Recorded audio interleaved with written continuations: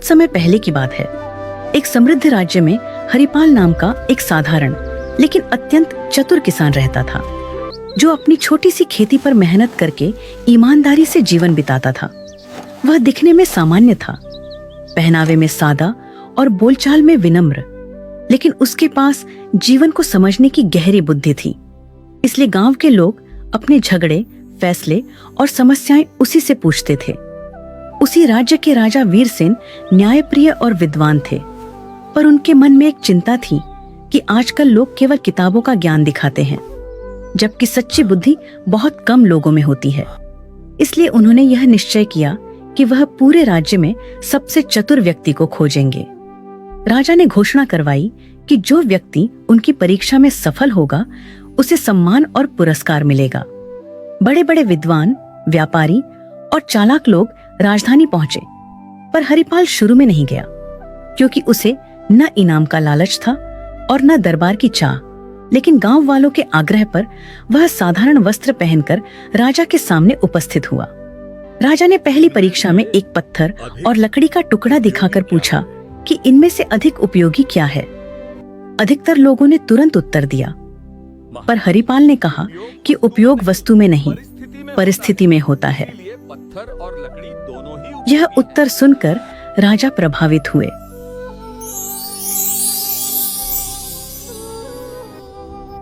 दूसरी परीक्षा में राजा ने पानी का घड़ा और सोने की थैली रखकर पूछा कि प्यासा मुसाफिर क्या चुनेगा।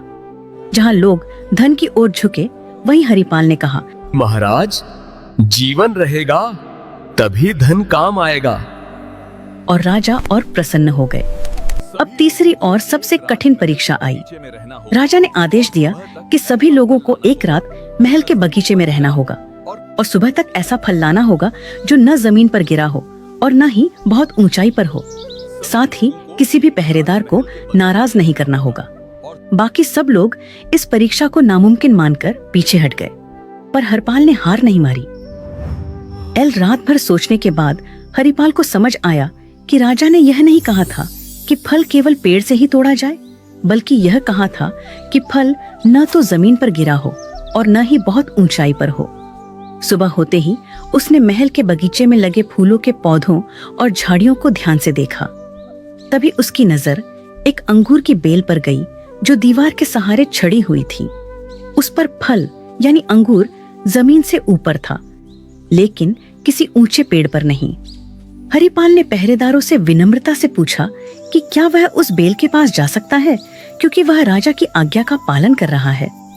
उसकी शांति, नम्रता और सच्चाई देखकर पहरेदारों ने उसे रोकने के बजाय रास्ता दे दिया। हरिपाल ने बिना किसी नियम को तोड़े बेल से फल तोड़ा और दरबार में ले आया। जब राजा ने उससे पूछा कि उसने यह कैसे किया, तो हरिपाल ने हाथ जोड़कर कहा कि सच्ची बुद्धि कठिन रास्ता चुनने में नहीं, बल्कि नियमों को समझकर सही और सरल मार्ग ढूंढने में होती है। यह सुनकर राजा वीरसेन अत्यंत प्रसन्न हुए और उन्होंने घोषणा की कि हरिपाल ही सच्चा चतुर है, क्योंकि उसने ज्ञान, धैर्य और व्यवहार तीनों का संतुलन दिखाया है। राजा ने उसे सोने का पुरस्कार दिया, लेकिन हरिपाल ने उतना ही सोना लिया जितना गांव में कुआं बनवाने के लिए आवश्यक था, और बाकी लौटा दिया। यह देखकर राजा ने कहा कि जो बुद्धि दूसरों के भले के लिए काम आए, वही सबसे बड़ी बुद्धि होती है। हरिपाल सम्मान के साथ अपने गांव लौट आया और पहले की तरह सादगी से जीवन जीने लगा। लेकिन उसकी कहानी पूरे राज्य में फैल गई और लोगों ने समझ लिया कि सच्ची चतुराई दिखावे में नहीं, बल्कि सही सोच और सही आचरण में होती है। सीख: सच्ची बुद्धि वही है जो नियमों को समझे, अहंकार से दूर रहे और अपने साथ साथ दूसरों का भी भला करे।